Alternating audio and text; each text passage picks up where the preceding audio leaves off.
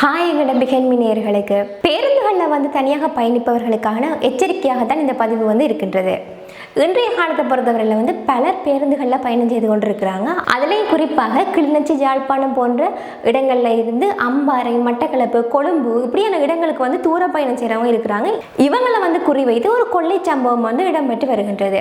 பேருந்தில் தனியாக பயணிக்கிறவர்களை இலக்கு வைத்து அவர்களுக்கு அருகில் போயிருந்து சில கதைகளை கதைச்சு அதுக்கு பிறகு அவர்கள்ட்ட பிஸ்கெட்டுகளில் மயக்க மருந்துகள் கலக்கப்பட்ட அந்த பிஸ்கெட்டுகளை கொடுக்குறாங்க. அப்படி கொடுக்கறதன் மூலமாக என்ன நடக்குதுன்னு சொன்னால் அந்த மக்கள் அதை சாப்பிட்டு போட்டு மயக்கமாகறாங்க.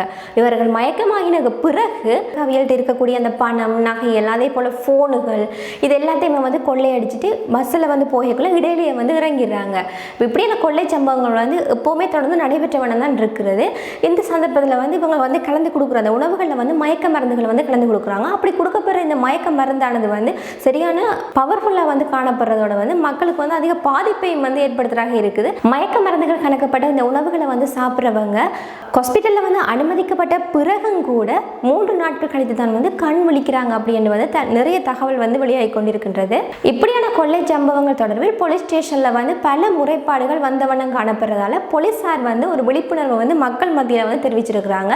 6வது தூரம், அதாவது லாங் ட்ராவல் பண்ணுறீங்களா, அப்படி இல்லைன்னு சொன்னால் நீங்கள் தனியாக ட்ராவல் பண்ணுறாங்களா இருந்தாலுமே உங்களுக்கு தெரியாதாக்கள் உங்களுக்கு பக்கத்தில் கதைக்கிறாங்கன்னு சொன்னால் அவங்கள்ட்ட முகம் கொடுத்து நீங்கள் கதைக்கவே தேவையில்லை. அதே போல் அவர்கள் ஏதாவது உங்களுக்கு சாப்பிட்றதுக்கு தெரியணும் அப்படின்னு சொன்னால் அந்த விஷயங்களை நீங்கள் அந்த இடத்துலையே தடுக்கணும் அப்படின்னு சொல்லப்பட்டிருக்கின்றது. முடிந்த வரையில் இப்படியான தகவலை எல்லாருக்குமே ஷேர் பண்ணி விடுங்க. அப்போ தான் எல்லாருமே தெரிந்து கொள்ளுவாங்க.